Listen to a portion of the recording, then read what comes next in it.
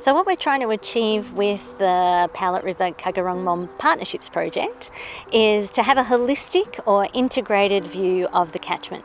We're following the Powlett River from the southern slopes of the Strzelecki Ranges all the way down the river, including all of the tributaries of the Powlett River as it flows and traverses through the landscape and then finally discharges into Bass Strait. So we're looking at the entire catchment. We're not only looking after waterways, but we're also protecting threatened species as well. So we're looking after the giant Gippsland earthworm habitat, we're looking after hooded plover, we're restoring native vegetation as well. Like, it's just this multifaceted project that everyone's really passionate about.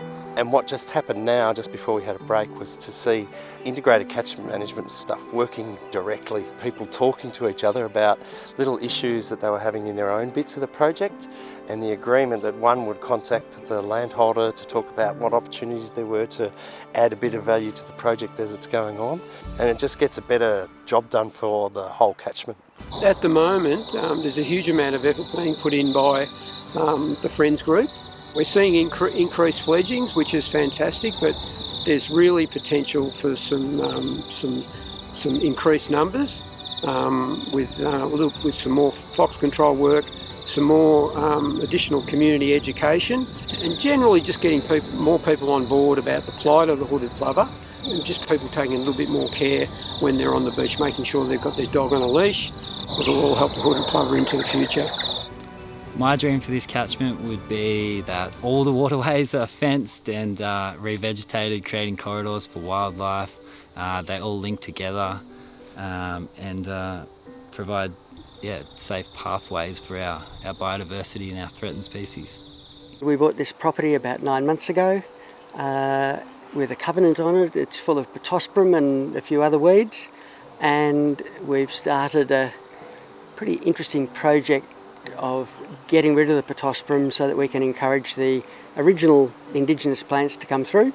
I think having a partnership with lots of other like-minded organisations and the expertise within them is absolutely critical to having the whole thing work.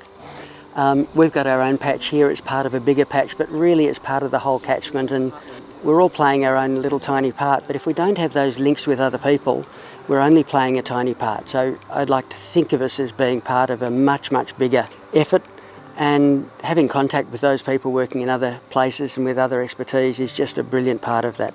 The exciting thing is that this is all going to be directed from the Bunurong end, and we'll go where that takes us.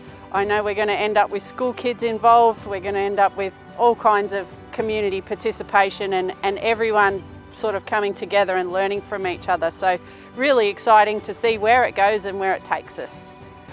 To make this a functional landscape, to make agriculture sustainable in this landscape, to take account of all the other interests and make it work as a whole, we need to fence off and revegetate the waterways. We need to get rid of the feral species.